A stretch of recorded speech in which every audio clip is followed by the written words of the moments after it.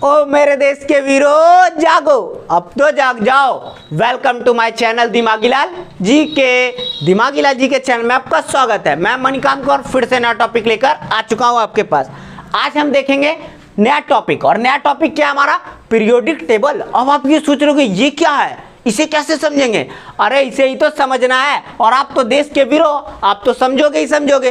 तो मेरे चैनल पे जो भी नया है वो चैनल को जल्दी से सब्सक्राइब कर दे, बहुत सारे नॉलेज लेने के लिए। तो जल्दी यहाँ आते हैं, स्टार्ट करते हैं। तो आज हम बात करने वाले हैं केमिस्ट्री का एक चैप्टर जो है कि पीरियोडिक टेबल के बारे में, यानी कि केमिस्ट्री के चैप्टर बुक से लिया गया है पीरियोडिक टेबल, उससे ही हम पढ़ने वाले हैं, जिसे क्या कहते हैं? आवर्त सारणी कहा जाता है। हिंदी में क्या कह सकते हैं? आवर्त सारणी। उसे ही आप देख रहे होगे, ठीक है, साफ साफ तो दिख रहा होगा ना। तो साफ साफ दिख रहा है तो आप यहाँ पे देख रहे होगे। तो इसमें बहुत सारे तत्व के नाम हैं। टोटल तत्व बोले तो टोटल तत्व हमारे पास 118 है अभी ज्ञात, और बाकी आगे जो ज्ञात होगा वो आप समझ लो कि यहाँ पे पीरियोडिक टेबल में लाया जाएगा यूज के लिए। क्लियर है बात? अभी हम देख रहे हैं इस पीरियोडिक टेबल में कितने हैं? टोटल 118 तत्व हैं। कितने हैं? 118 तत्व को काउंटिंग में लिया गया है। उसी में बहुत सारे तत्व अलग अलग प्रकार के हैं, और बहुत सारे यूट्यूबर आपको क्या दिखाए हैं कि बहुत तरह से ट्रिक बना के ये करके वो करके किसी तरह आपको याद करवा दिए। बट आपको क्या लगता है वो ट्रिक आपको फॉलो कर रहा है? वो आपको याद हुआ नहीं, कुछ देर के लिए तो याद हो जाता है, बट आप क्या करते हो? उसे भूल जाते होगे, क्योंकि वो इतना बड़ा 118 तत्व को याद करना आप लगातार बोल नहीं सकते हो। समझ में आ रहा है? तो आप उसे समझ लो ताकि आपको क्या हो जाए, याद हो जाए, और कौन सा तत्व कहाँ पे उसे देख लो। तो सबसे पहले हम बात करेंगे इससे बनने वाले क्वेश्चनों के बारे में। जो क्वेश्चन बनता है पीरियोडिक टेबल से, सबसे पहला क्वेश्चन ये बनता है कि इसमें आवर्तों की संख्या कितनी है। सबसे पहला बात क्या? आवर्तों की संख्या पीरियोडिक टेबल में कितनी होती है? तो आवर्त की संख्या होती है 7। ये जो आप साइड में देख रहे हो 1 2 3 4, ये क्या है? आवर्त है हमारे। क्या है? आवर्त। तो आपको पता चल गया इस पीरियोडिक टेबल में आवर्त सारणी में आवर्तों की संख्या कितनी होती है? 7। यहां से क्वेश्चन आपका कंप्लीट। उसके बाद बात करेंगे किसके बारे में? वर्ग के बारे में। इसमें आवर्त सारणी में वर्गों की संख्या कितनी होती है? 18। देखो कहाँ है ये, देखो 1 2 3 4 5 6 7 8 9 करते करते यहां तक आए ना 18। यानी कि हम कह सकते हैं इधर से जो काउंटिंग करोगे, इधर से रूम बाय रूम अगर इधर से काउंटिंग करते हो अपने, तो क्या समझ में आ रहा है? वर्ग होता है। तो वर्ग कितने होते हैं आवर्त सारणी में? 18 वर्ग होते हैं। ये बातें क्लियर हो गई। अब इसमें बहुत सारे बात को समझना है, बहुत सारी बातें समझना है, तो धीरे धीरे हम समझते हैं। तो सबसे पहला हम देखेंगे क्या कि आप देख रहे हो यहाँ पे हीलियम, फिर इधर आ जाओ हाइड्रोजन, फिर इधर देखो helium, lithium, beryllium, boron, carbon, nitrogen, oxygen, fluorine, neon. इस तरह से क्या किया गया है ना, इस तरह से आपके सारे तत्वों का नाम दिया गया, सारे तत्वों का नाम क्लियर कर दिया गया है। तो आपको ये मार्केट में अवेलेबल मिल जाता है 20 रुपए 25 रुपए में। आप आसानी से इसे लेकर प्रैक्टिस करते हुए आप इसे क्या कर सकते हो? समझ के इसे याद कर सकते हो आसानी से। देखो ट्रिक से याद करना क्या हो जाए, मैं भी ट्रिक दे सकता था इसका यहाँ तक, ठीक है। ट्रिक देना कोई बड़ी बात नहीं है इसके लिए, और सारे चीजों में ट्रिक तो पूरा का पूरा जान रहे हो आप क्या है, वैल्यू रख रहा है। लेकिन इसमें क्या हो जाएगा ना, फेल कर जाएगा। क्यों फेल कर जाएगा?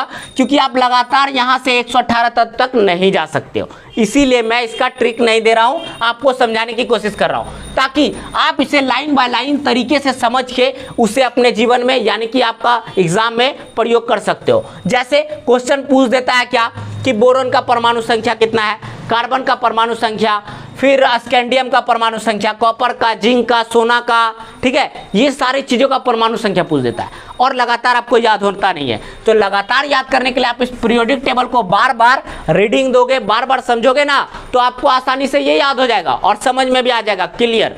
तो ये सारी चीजें क्लियर हो गई, ठीक है। तो 2-3 क्वेश्चन बन गया। सबसे पहला क्वेश्चन क्या बना? पीरियोडिक टेबल में आवर्त कितने होते हैं, यानी कि आवर्त सारणी में आवर्तों की संख्या 7, ठीक है। उसमें वर्गों की संख्या कितनी होती है? 18। ये हो गया। अब इसमें बात करते हैं, यहाँ पे आपका मेटल और नॉन मेटल लिखा हुआ है ना, यहाँ पे मेटल और नॉन मेटल, उसी में बहुत सारे चीजों को दिया गया है। सबसे पहला आप पीछे देख रहे हैं नोबेल गैस, नोबेल गैस, यहां से बहुत सारा क्वेश्चन बनता है।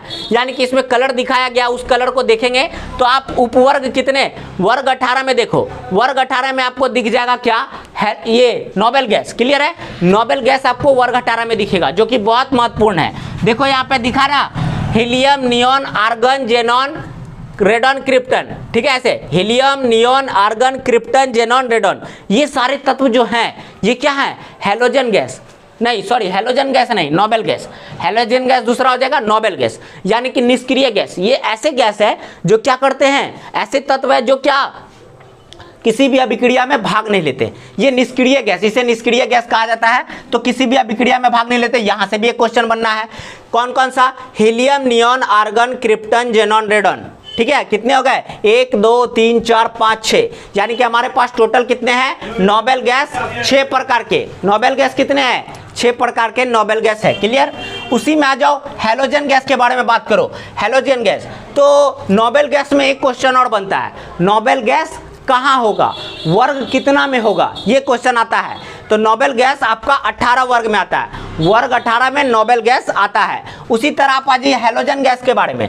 हैलोजन गैस को देखेंगे तो अब वर्ग कितना में आ रहा है? 17। कितने में? 17 में आ रहा है हैलोजन गैस। हैलोजन गैस में कौन कौन सा हो रहा है? तो फ्लोरीन है, क्लोरीन है, ब्रोमीन है, आयोडीन है और एस्टेटाइन है। अब समझ रहे हो ये सारी चीज कितने इंपॉर्टेंट है, इसीलिए मैं इसे बारीकी से आपको समझा रहा हूं। यानी कि हैलोजन गैस भी हम देख लिए, वर्ग 17 में आ रहा है। कौन सा? Halogen gas. वर्ग 18 में कौन आ गया? Noble gas. क्लियर? अब आ जाओ नॉन मेटल के बारे में। अब नॉन मेटल को देखो तो नॉन मेटल भी दिखेगा बहुत जगह पे, उस कलर को देखेंगे तो आपको बहुत सारा जगह पे दिखेगा। यहाँ पे नॉन मेटल है, क्लियर है बात? कार्बन, नाइट्रोजन, ऑक्सीजन, ये सब नॉन मेटलिक है। क्लियर? फिर देखो आगे आ जाओ तो मेटलाइट और मेटल। मेटल को भी देखेंगे तो बहुत सारे जगह पे कलर के थ्रू दिखाया जाता है। यहाँ पे आप इसे लोगे तो आप समझ जाओगे कितना इंपॉर्टेंट है ये, ठीक है। तो मेटल और मेटलाइट ये सारे चीजें यहाँ पे आपको दिख जाएंगे। जैसे क्या बोल सकते हो, मेटल के रूप में आप आ जाओ यहाँ पे Au, गोल्ड क्या है? मेटल है। क्लियर है बात? ये सारी चीज आप देख रहे हो इस पीरियोडिक टेबल में। उसी के बाद हम आगे बात करेंगे क्या, ध्यान दो, लैंथेनाइड और एक्टिनाइड, ये एक ब्लॉक के तत्व। यानी कि ब्लॉक के बारे में बात करूं, ब्लॉक के बारे में अगर बात किया जाए तो ब्लॉक बहुत ज्यादा इंपॉर्टेंट है। यहां से भी क्वेश्चन बनता है, जैसे कि सबसे पहला क्वेश्चन तो ये बनेगा, एस ब्लॉक के तत्व कौन से वर्ग में पाए जाते हैं, यानी कि कौन से वर्ग में एस ब्लॉक के तत्व होते हैं। तो हम देखेंगे एस ब्लॉक के तत्व 1 और 2, वर्ग 1 और 2 में कौन होते हैं? एस ब्लॉक के तत्व होते हैं। यानी कि वर्ग 1 और 2 ये सारे तत्व जो होंगे ये क्या होंगे? एस ब्लॉक के तत्व कहे जाएंगे। वहां पे कोई भी हो, जैसे यहाँ पे क्या है, पोटेशियम है, कैल्शियम है, सोडियम है, मैग्नीशियम है, लिथियम है, बेरिलियम है, ठीक है। उसी तरह कैल्शियम है, बेरियम है, रेडियम है, फ्रांसियम है। ये सारे तत्व जो वर्ग 1 और 2 में आएंगे वे सारे तत्व कौन से होंगे? एस ब्लॉक के तत्व होंगे। उसी तरह आगे देखते हैं तो डी ब्लॉक के तत्व आते हैं। डी ब्लॉक के तत्व 3 से 12 वर्ग में होंगे, यानी कि यहाँ 3 और यहाँ 12, यानी कि यहाँ से यहाँ तक के जितने तत्व होंगे वो सारे वर्ग कितने में आएंगे? डी ब्लॉक के तत्व 3 से 12 डी ब्लॉक के तत्व कहलाएंगे। अब आप सोच रहे होगे कि यहाँ से कैसे क्वेश्चन बनता है, तो क्वेश्चन इस तरह बनेगा, आपको यहां से कोई भी एक तत्व का नाम दे देगा, जैसे निकेल दे देगा और बोलेगा निकेल कौन से ब्लॉक का तत्व है, तो आपको याद रहेगा तब तो कौन से वर्ग में है, कहां है। इसीलिए तो ये पीरियोडिक टेबल आपके सामने रख दिया हूं। समझ में आ रहा है? इसीलिए रखा ताकि आपको ये पता चल जाए। तो निकेल यहाँ पे तो हम देख लिए क्या, वर्ग 10 में है तो हमको पता चल गया 3 से 12 तक का तत्व क्या होता है? डी ब्लॉक में होता है। तो ये 10 में है तो हम कह सकते हैं ये ब्लॉक किस में होगा? डी ब्लॉक में होगा निकेल। उसी तरह कोई भी और देगा टिटेनियम, किसमें है? 4 में। 3 से 4 4 तो बीच में है तो हम बोल देंगे क्या? डी ब्लॉक का तत्व में आएगा। क्लियर? ये सारी बातें क्लियर। यानी कि हम एस देख लिए 1 2, डी देख लिए 3 से 12। अब पी के बारे में बात करो। पी जो है, पी आता है 13 से 18 वर्ग में। पी कितने वर्ग में? 13 से 18, जो कि यहां से यहां तक है लास्ट। तो boron, carbon, nitrogen, oxygen, fluorine, neon, aluminium, silicon, phosphorus, sulphur, chlorine, argon, gallium, germanium, arsenic, selenium, bromine, krypton, ठीक है, indium, tin, antimony, tellurium, iodine, xenon, ये सारे तत्व जो आ रहे हैं ये किस में आएंगे? आपके 13 से 18 यानी कि पी ब्लॉक के तत्व में आएंगे। ये भी बात क्लियर हो गया।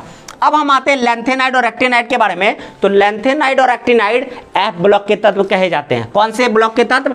एफ ब्लॉक के तत्व। एफ, ये एफ है ना, एफ ब्लॉक के तत्व कहे जाते हैं। और यहां से भी क्वेश्चन बनता है, डायरेक्टली आपसे क्वेश्चन पूछ दिया जाएगा कि लैंथेनाइड किस ब्लॉक का तत्व होता है, एक्टिनाइड किस ब्लॉक का तत्व होता है। तो हम कह सकते हैं एफ ब्लॉक के तत्व में ये दोनों आते हैं। तो आशा है आपको पूरा का पूरा ये समझ में आया, ठीक है। और यहां से जितने क्वेश्चन बनते हैं मैं सारे को कवर कर चुका हूं, क्योंकि यहां से सबसे पहला तो क्वेश्चन ये सब बना कि आपके आवर्त कितने होते हैं, वर्ग कितने होते हैं, कौन सा तत्व कितने परमाणु संख्या पे। तो यहां पे परमाणु संख्या भी दिया हुआ है, आप आसानी से याद कर सकते हो। जैसे यहां पे दिया हुआ है हीलियम H1, फिर यहां देखो helium H2, lithium Li3, beryllium B4। इस तरह से आप समझ के याद भी कर सकते हो, यहां से क्वेश्चन बन जाएगा। उसके बाद बात करें S block, D block, F block, P block, ये भी हम समझ चुके हैं। तो यहां से जितने भी क्वेश्चन बनेंगे आपके सारे क्लियर हो चुके हैं आसानी से। तो आशा है आपको वीडियो समझ में आया और ये इंपॉर्टेंट टॉपिक आप सीख चुके हैं। Thank you so much for watching this video. Next video में मिलते हैं जल्दी से।